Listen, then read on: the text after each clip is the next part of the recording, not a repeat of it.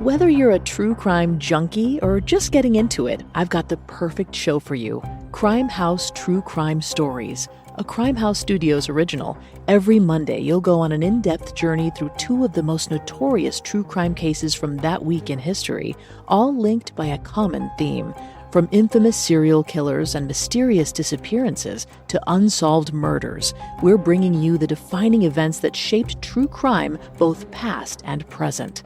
Each episode dives into the stories behind the headlines, featuring high-profile cases from past and present, including the murder of Gabby Petito, the kidnapping of Elizabeth Smart, the Heaven's Gate cult tragedy, and so much more.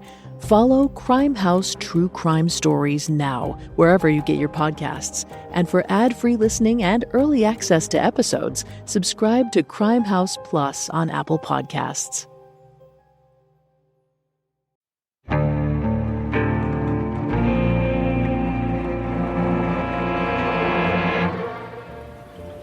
It's the afternoon of October 1st, 2013 in the Glen Park neighborhood of San Francisco.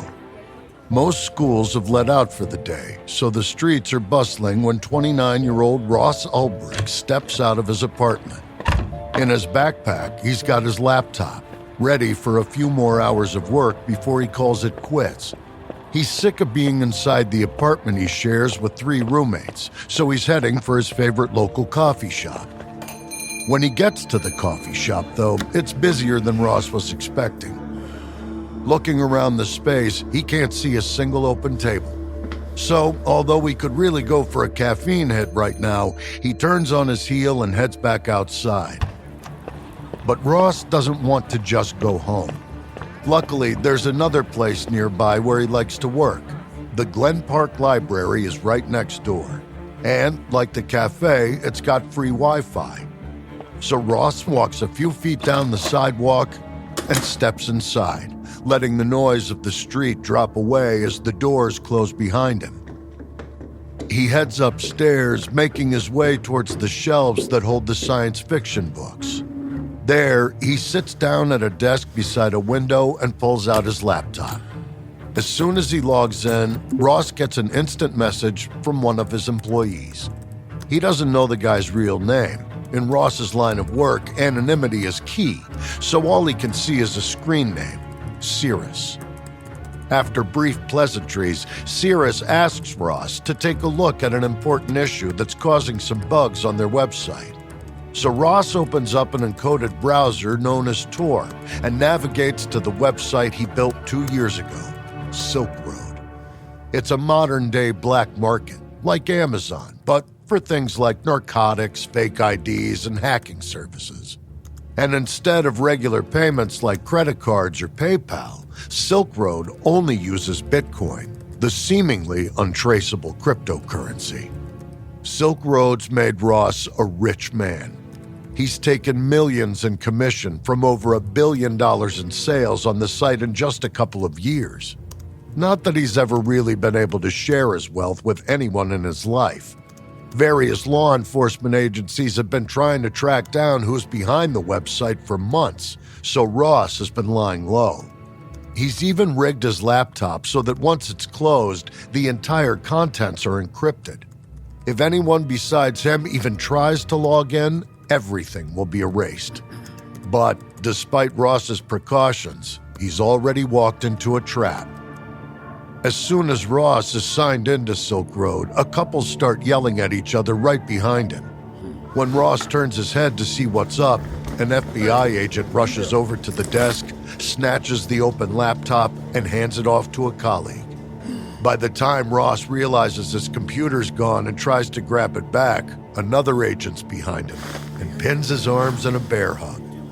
As Ross watches on helplessly, FBI agents go through his computer, confirming that it's logged in to Silk Road, using the account of the site's infamous creator, who until today has only been known as Dread Pirate Roberts. But now, the mastermind behind Silk Road has been unmasked, and everyone involved in the operation is certain that this will be the biggest arrest associated with the world of crypto crimes. Because honestly, how much bigger could this thing possibly get?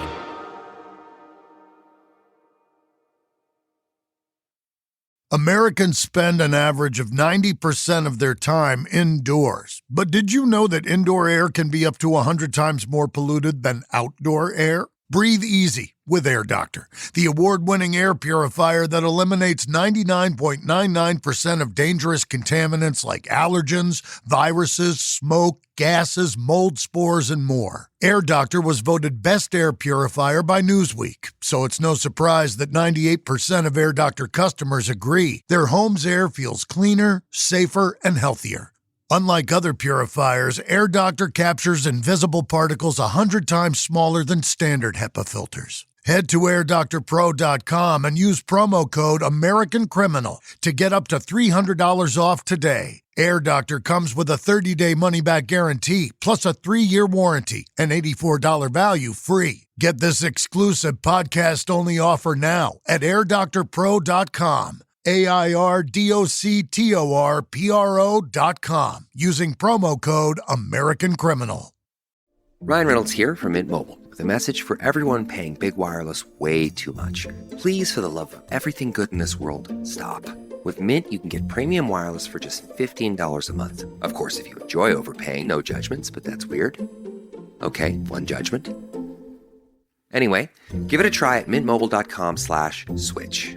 Upfront payment of $45 for 3-month plan, equivalent to $15 per month required. Intro rate first 3 months only, then full price plan options available. Taxes and fees extra. See full terms at mintmobile.com.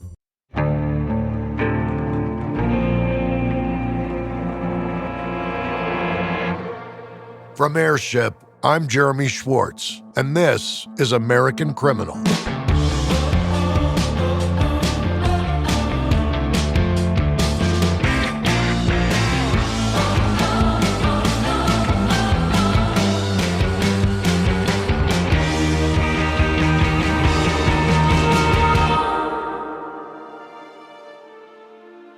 In December of 2022, when Sam Bankman-Fried was arrested in the Bahamas, it was news that made headlines around the world. Here was a kid who'd found a way to make billions of dollars through the cryptocurrency industry.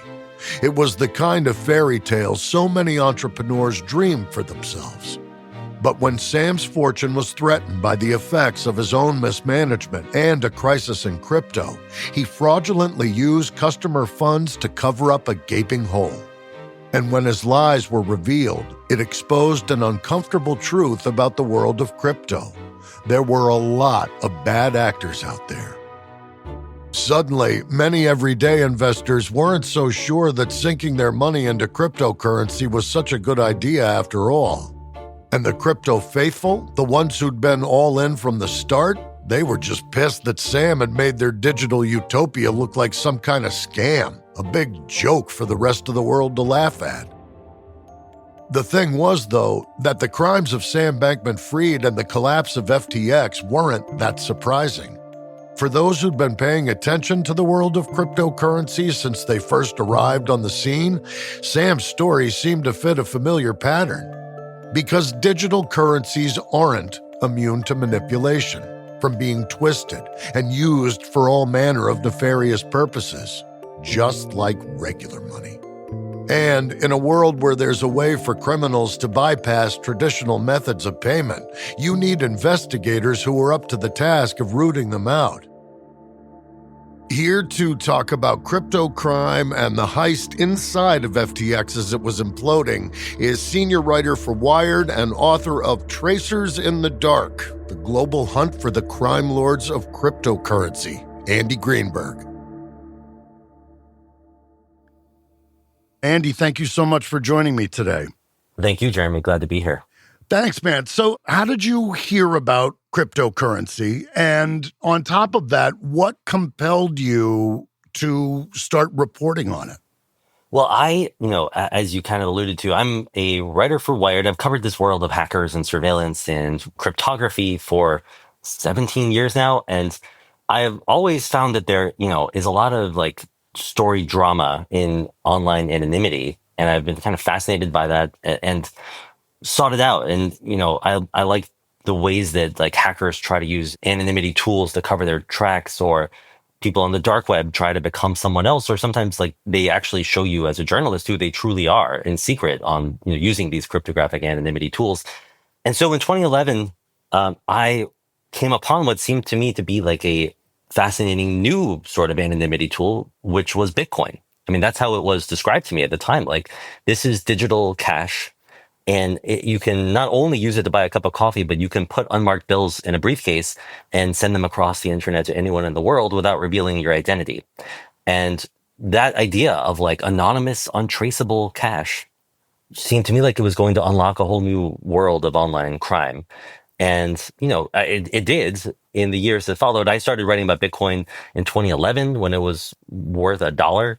And very soon around that time is when this Silk Road popped up, this dark web drug market where you could buy and sell any drug, any narcotics imaginable with Bitcoin. And it seemed to work. It seemed to be that people were doing hundreds of millions of dollars worth of these black market deals and using cryptocurrency and getting away with it. So, that was my interest in Bitcoin. It took me really almost a decade to understand how entirely wrong I was about that idea of Bitcoin. In fact, how wrong almost everybody from those early days was. That in fact, Bitcoin is the opposite of untraceable. That if you can decipher this thing called the blockchain that underpins every Bitcoin transaction, it actually is a list of every Bitcoin transaction ever made. And you can follow the money with even more transparency than you can in the traditional finance system.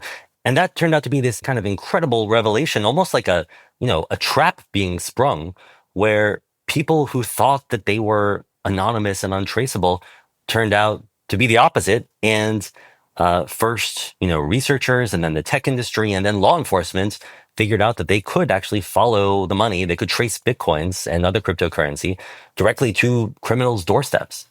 So speaking of cyber crime, your book, Tracers in the Dark, which I am reading right now, and it is incredibly exciting. You're an incredibly compelling writer. I urge everybody to pick up a copy of Tracers in the Dark and give it a good, solid read, because it is good, man. Thank you, Jeremy. You're very welcome. So you talk about in Tracers in the Dark the origins of digital currencies coming out of the cypherpunk movement. Now, cyberpunk is a genre of literature having to do with the dystopian universe, but cypherpunk is something entirely different. What can you tell us about that movement? So when I first came across Bitcoin in 2011, I had actually just been writing a book about the cypherpunks, which, as you say, it's not the cyberpunks. Cipher means encryption, like a technology that you can use to scramble secrets so that only you or the person you're communicating with can decipher them and read them. It's like secret communication.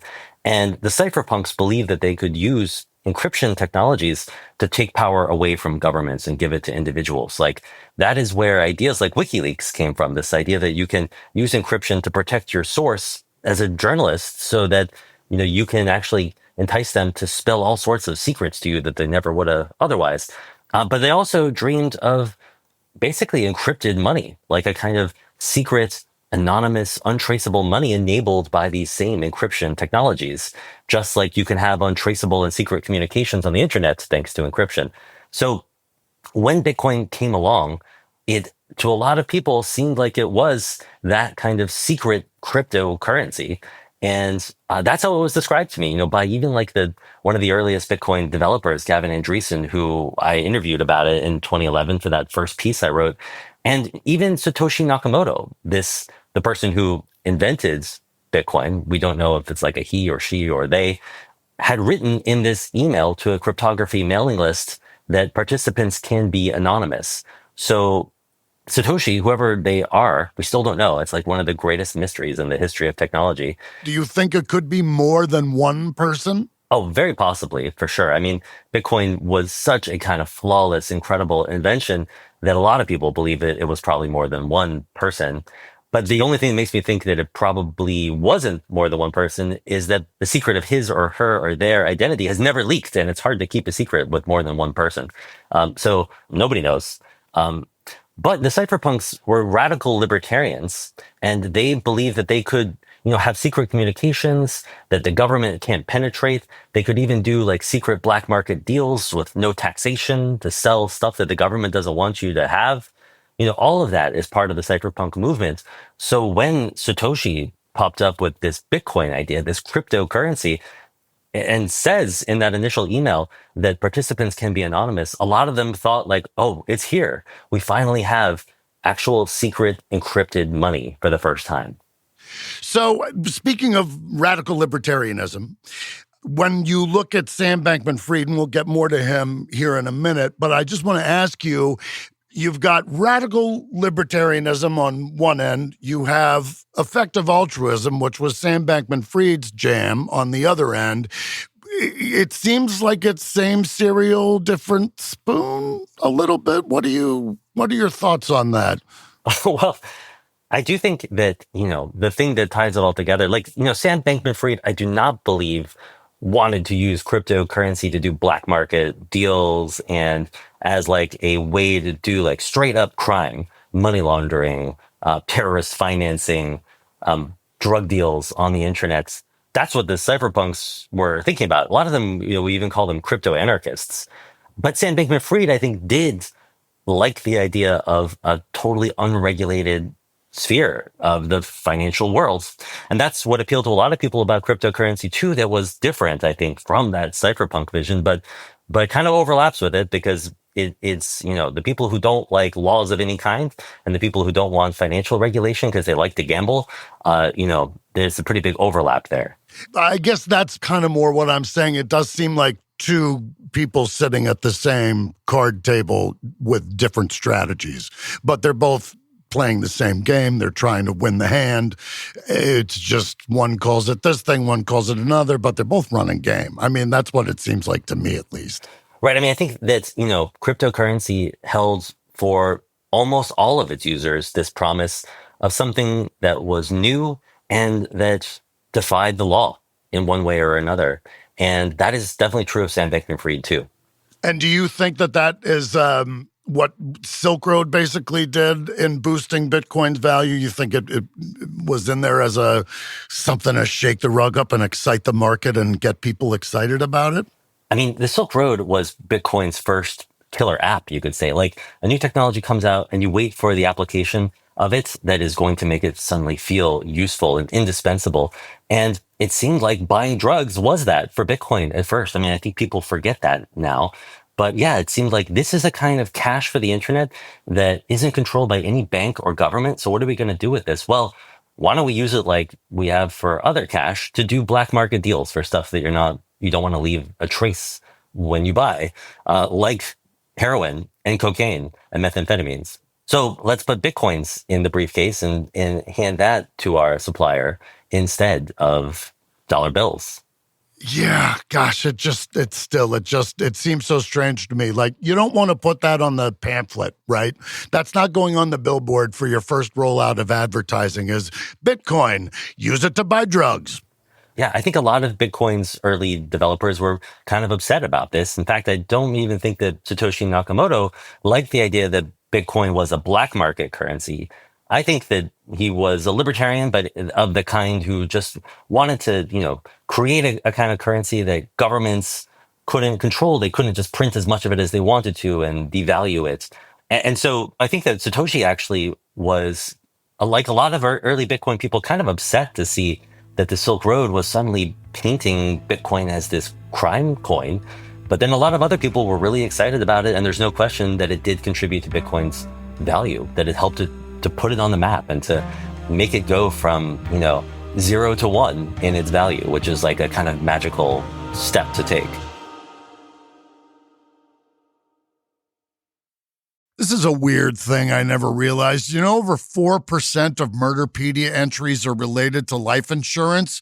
So that's over 600 murders a year in the United States, with life insurance being the motive. So get some really good insurance. Do it at SelectQuote. SelectQuote is one of America's leading insurance brokers with nearly 40 years of experience, helping over 2 million customers find over $700 billion in coverage since 1985. Now, other insurance and brokers offer impersonal, one-size-fits-all policies that may cost you more and cover you less, while SelectQuote can help you find the right policy for you. Been worried about trying to fit shopping for life insurance into a busy schedule? Well, in as little as 15 minutes, a SelectQuote licensed insurance agent can tailor a life insurance policy to your family's needs and budget. And have you been concerned about the cost of life insurance? Well, it's more affordable than you think with SelectQuote, with some policies costing less than $1 a day. Plus, if you're in good health, they work with carriers that can get you same-day coverage with no medical exam required. Head to SelectQuote.com and a licensed insurance agent will call you right away with the right policy for your life and your budget. SelectQuote. They shop, you save. Get the right life insurance for you for less at SelectQuote.com/American Criminal. Go to SelectQuote.com/American Criminal today to get started. That's SelectQuote.com/American Criminal.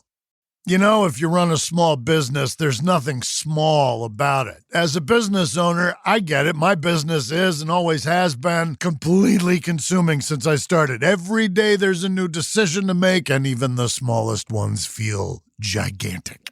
Something that can help this whole process not feel so daunting is the right platform that has all the tools you need to be successful. Well, guess what? It exists, and it's called Shopify.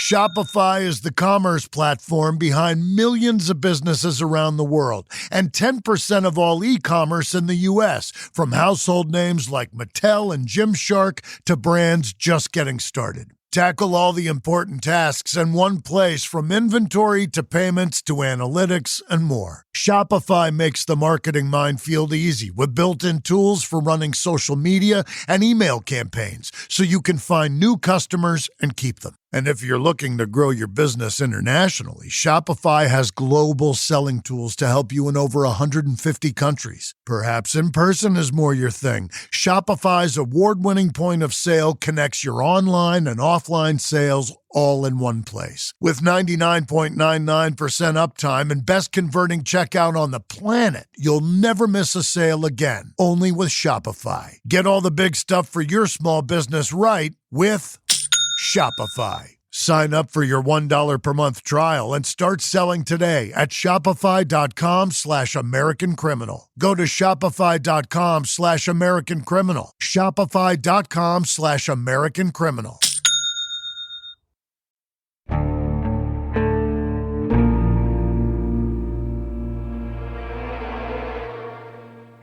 Let me ask you this as well. Also in the book, you talk about the collapse of Mt. Gox, which was an early Bitcoin exchange.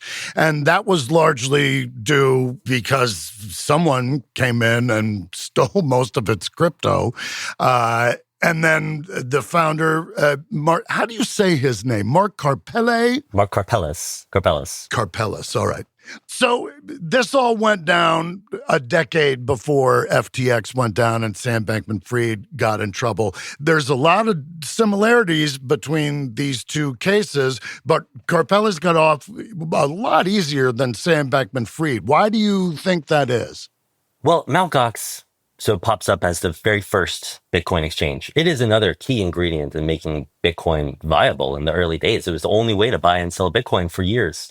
And then in 2014, it just collapsed all of a sudden, and 650,000 Bitcoins went missing.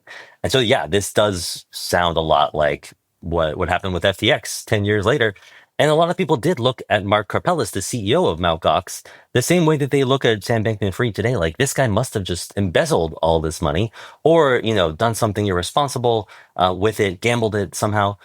But in fact, it was crypto tracing, some of the detectives that are the subject of my book, who were able to follow that heist, to follow the money that had been stolen from Mt. Gox through the blockchain, to trace it to its destination and show that it actually had been stolen by a group of Russian cybercriminals.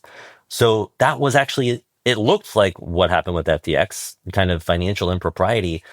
But in fact, it was just a massive Bitcoin heist of a very traditional kind, like just a big bank robbery.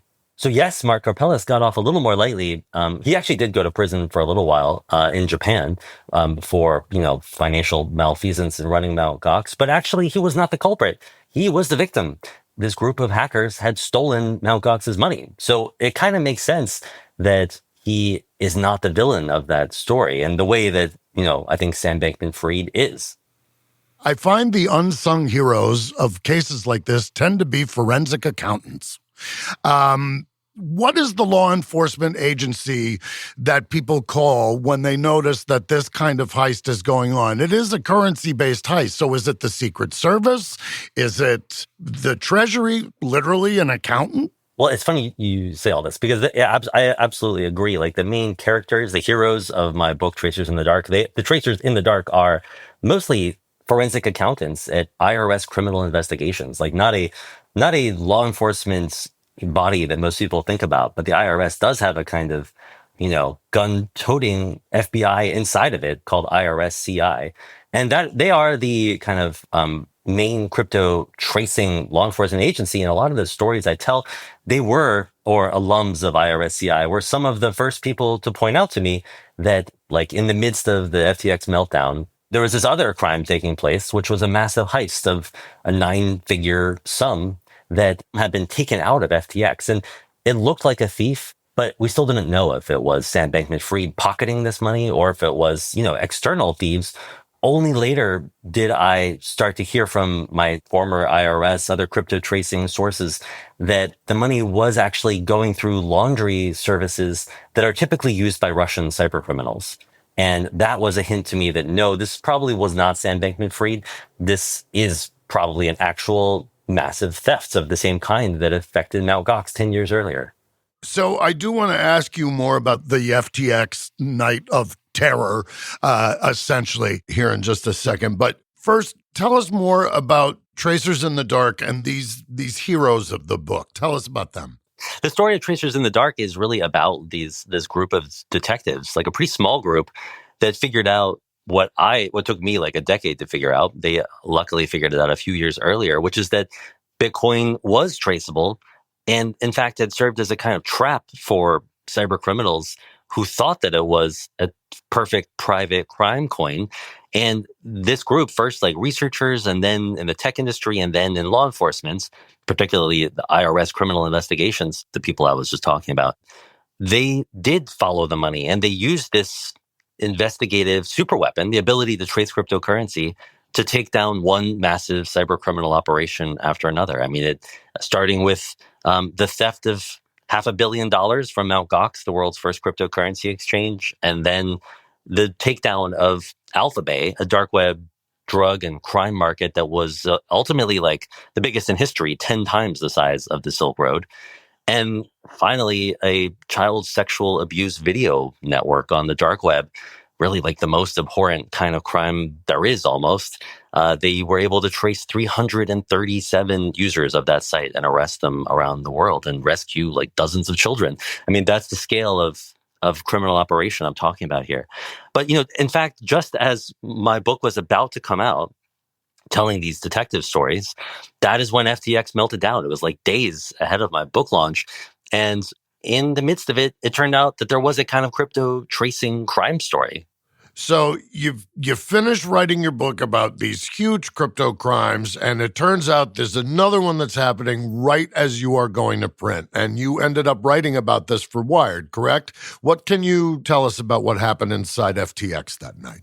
Well, first, from my perspective, when FTX melted down, I did not see that as my kind of story. It seemed to me like a kind of Lehman Brothers financial impropriety story. But then, in the midst of it, suddenly $400 million at least of FTX's money had actually been stolen.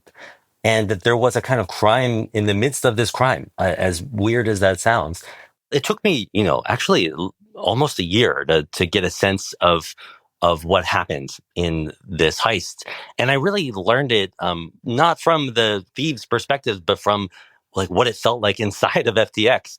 The same day that they declared bankruptcy is when they, in a panic, started to see, FTX's own staff, the ones who were left over after the departure of Sam Bankman-Fried, after he was fired, they started to see the theft of this $400 million sum and try to react to it and protect the money. They actually had to move incredibly quickly, take emergency, crazy measures to try to prevent it becoming a $1 billion or more heist.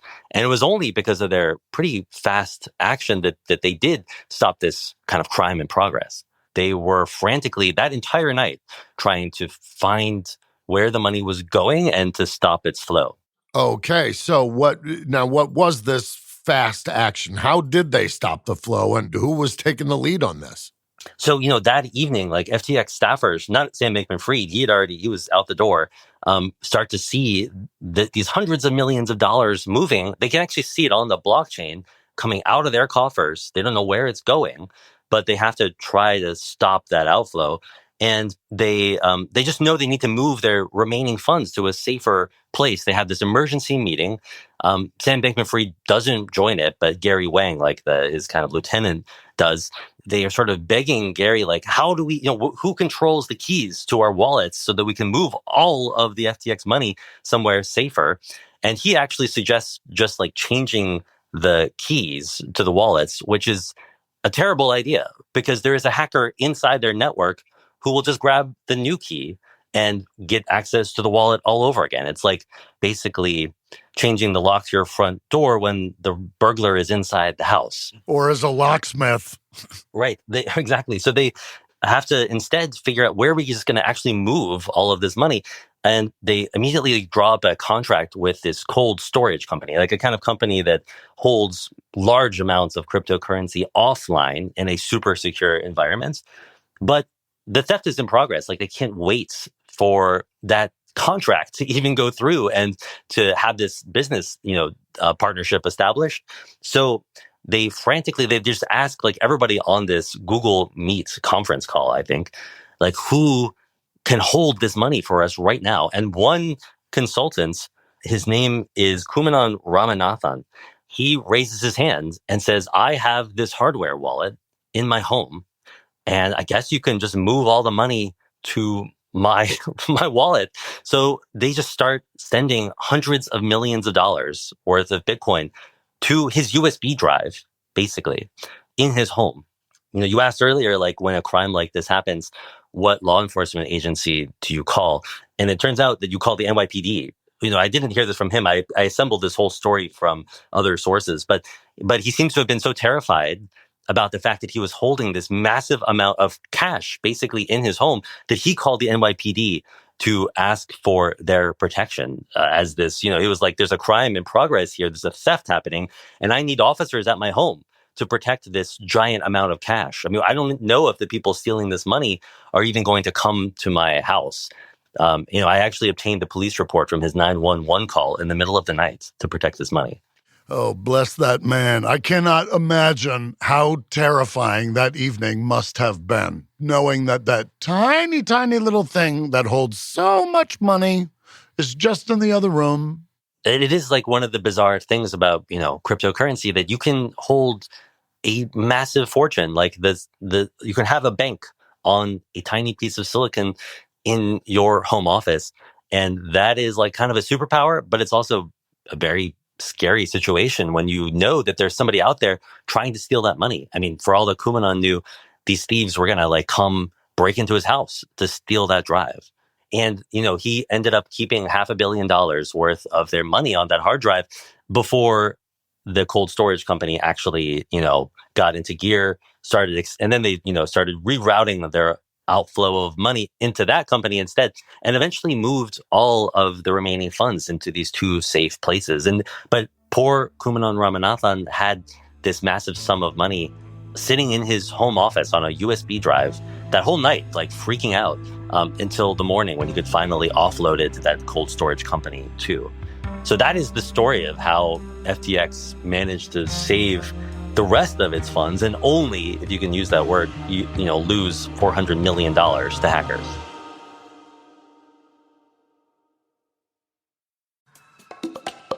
That moment when you realize your skincare is actually working. That's Rodan & Fields, the #1 female dermatologist-founded skincare brand in the U.S. Designed by 2 dermatologists who don't just know women's skin, they know how to formulate for it. Rodan & Fields, love what you see. Tap the banner or visit rodanandfields.com/Spotify to get your exclusive welcome offer.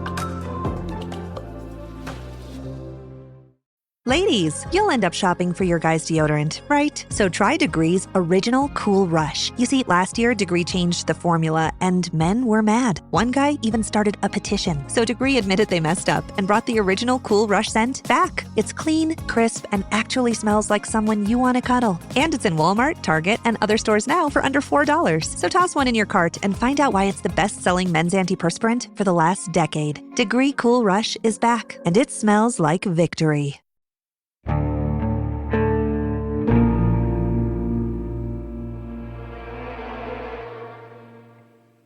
So, okay, tell me this, Andy. Tell us this, Andy. Did they ever catch the person, people, nation responsible? Well, I think the answer really is, I guess I should say this is innocent until proven guilty, but that they have caught a few of the culprits, but not all of them. And, by that I mean that 3 Americans, not Russian cybercriminals, were arrested, or their arrest was announced in February of this year.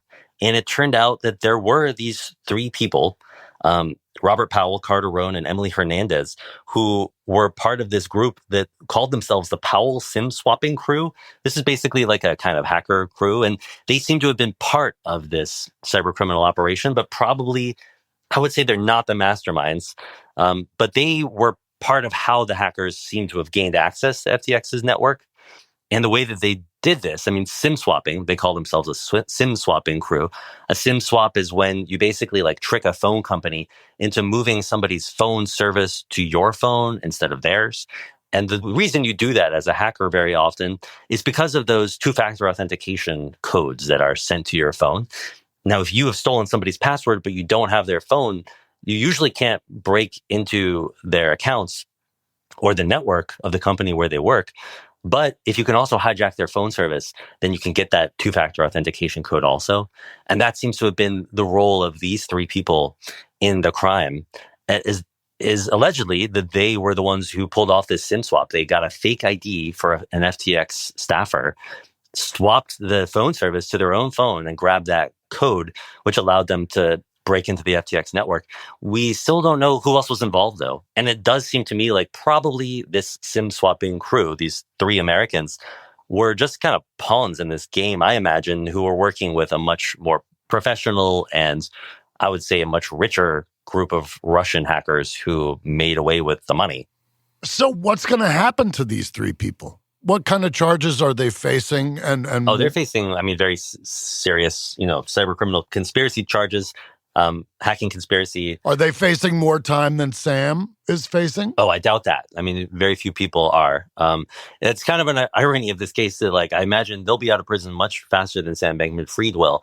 And that the Russians, who I still imagine, I'm not sure of this, who are involved as well, will probably never see the inside of a jail cell. And Sam, this is a complicated thing, but he pulled off a kind of more morally ambiguous and complex type of crime. Whereas these people just pulled off a straight up thefts, massive heists, and yet they're going to be walking free, I bet, a long time before Sam Bankman-Fried. Is there any talk? Has there ever been any kind of offer put on the table to Sam Bankman-Fried to come and do what a lot of hackers and computer geniuses have done in the past when they've committed crimes, which is go to work for Uncle Sam to lighten his sentence? Not that I'm aware of. I don't know if he has the skills that they need. It's not in some cases, the hackers have connections in the criminal underworld. They can help, rat each other out. They can set traps for one another. They can turn each other in. I've seen that happen. I've written those stories. Sam Bankman-Fried had no criminal record, so he's not actually a very good informant in that way. Also, he was probably the main prize for prosecutors. They didn't want to flip him for somebody else, but he also had nothing to offer if he was flipped because he is such a strange kind of criminal. So what is his superpower? What is it about him that made him so special? It seems like there are cleverer, more ill-intentioned people out there. I would say that Sam Bankman-Fried's superpower was a kind of quantitative genius in gambling. Unfortunately, he gambled with other people's money. That's not legal. So it is the best kind of gambling, though. It's probably the most fun. but until you lose it all, and then you go to prison. Yeah, that's never fun. Andy Greenberg, thank you again for joining me here today. This has been a lot of fun and very educational. I feel much smarter. Oh, well, thank you, Jeremy. It was fun. That was my conversation with senior writer for Wired, Andy Greenberg. His latest book, Tracers in the Dark, is out now. From Airship, this is episode 4 in our series on Sam Bankman-Fried. On the next episode, a young woman in Tennessee sets out to improve the lives of the disadvantaged children in her community, happily destroying countless families along the way.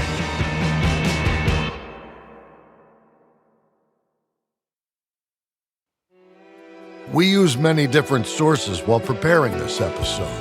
One we can particularly recommend is Tracers in the Dark, The Global Hunt for the Crime Lords of Cryptocurrency by Andy Greenberg. This episode may contain reenactments or dramatized details, and while in some cases we can't know exactly what happened, all our dramatizations are based on historical research. American Criminal is hosted, edited, and executive produced by me, Jeremy Schwartz. Audio editing by Mohammed Shazib. Sound design by Matthew Filler. Music by Thrum. This episode is written and researched by Joel Callan. Managing producer, Emily Burke. Executive producers are Joel Callan, William Simpson, and Lindsey Graham for Airship.